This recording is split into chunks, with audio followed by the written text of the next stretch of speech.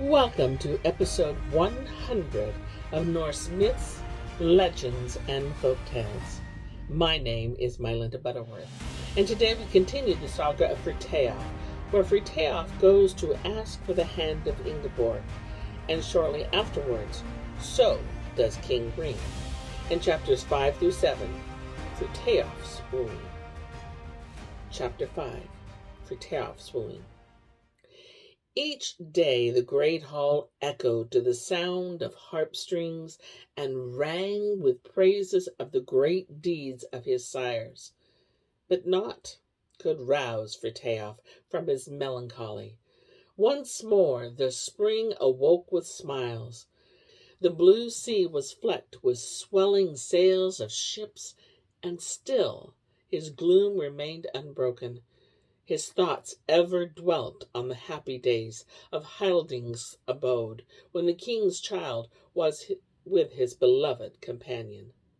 At last, Bjorn went to him and said, "Why does Frithiof sit like a wounded eagle in his eyrie?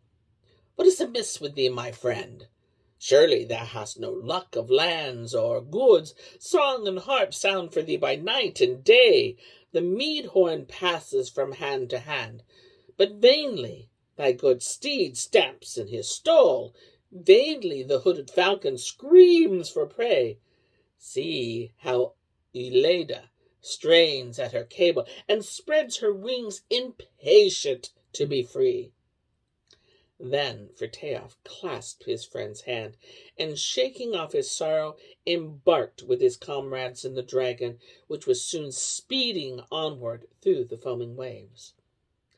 Helge and Halfdan were sitting on their father's grave mound near the sea, holding judgment for the people, when Yleda approached. Frithiof landed with his men, and entering the circle of warriors, thus addressed the two kings. "I stand here before ye, O kings, as suitor for the hand of Ingeborg. Surely your dead father would have smiled upon our union, since 'twas by his wish that we grew up together under Hilding's guidance, like two saplings with branches intertwined, whose tops Frigga winds about with silver thread. Of no royal race am I, 'tis true, but the fame of my sires is ofttimes sung in royal halls, as well ye know. Easily might I win for myself a kingdom, and wear the golden circlet on my brow, but 'tis my choice rather to dwell in the land of my birth, my sword ever ready to defend the throne or the hut of the poor. On King Bele's mound we stand, in the depths below he heareth and speaketh for me. Join ye the hands of Frithiof and Ingeborg." Frowning darkly, Helge rose and scornfully replied, "Not for a peasant's son is our sister destined. None but a prince may hope to win her. Thou art called the mightiest hero in all the Northland. Let that content thy pride, and aspire not to the hand of a maiden whose forefather sprung from Odin himself. My kingdom needs not thy service. Thou shalt be our own care.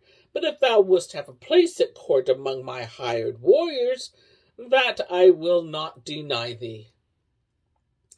Frithiof laughed grimly. "I be thy vassal? Nay, I am a man for myself, even as my father. Out, Ungarvandel, from thy sheath." Bright flashed the blade in the sunlight, the runes glowing fiery red. "Now, Ungarvaldil, let us see if any shall deny that thou at least art high-born and noble. As for thee, King Helge, stood we not upon this sacred mound, I would smite thee to the dust. Take heed hereafter that thou come not too near my blade." With one blow Frithiof clove in twain Helge's golden shield that hung upon an oak tree, and the two halves fell with a clash that awakened hollow echoes from the vault below. "Well struck, my sword," called Frithiof. "Hide now thy gleam, and dream thou of exploits more noble." Terror seized Helge and his followers, and all looked on silently while Frithiof returned to his ship and was borne swiftly away over the water out to the deep blue seas. Chapter 6. King Ring. There reigned at this time in the far north a king named Ring, no longer young, but gentle and kindly as Baldur himself, and sage as Mimir, who guards the fount of wisdom. His realm was peaceful as a grove of the gods. The greenwood never echoed to the clash of arms, nor were the cornfields trampled by the hoofs of battle steeds. Justice held sway upon the seat of judgment, about which the people gather to hold their ting, or general assembly, where each man had a voice in the affairs of the kingdom. Thither came many a white-sailed vessel, bringing treasures from 100 coasts in exchange for the country's rich abundance. Wisely and well had King Ring guided the destinies of his people for more than 30 years, and prayers for his welfare ascended daily to Odin's throne. One day the king sat with his warriors in the royal hall. Long was the feast, and many a horn of foaming mead was drained. But at last he pushed back his gold chair from the board, while all the chiefs arose to do honor to the words of their lord. Sighing deeply, he began. My noble queen was taken, as ye know, from out these midst of earth, and now Frigga's heavenly bower sits enthroned in purple robes. Naught remains to me but the flower-decked grave mound where she lies. She was the treasure of my life, but my babes suffer for a mother's care. The country lacks a queen. King Bele, who was often wont to be our honored guest, now also shares Valhalla's joys, but he hath left a daughter, as fair, they say, as the lily and the rose in one, and her I choose to be my spouse. 'Tis true that she is young, and like the spring, while winter's frost has touched my locks with gray, but if it so be that she can trust an upright heart, and nourish affection for helpless childhood in her breast, then will autumn offer to the spring its throne. Take gold from the vault rooms, therefore, and gems and costly apparel from the chests, and go ye to Ingeborg's brothers with my suit.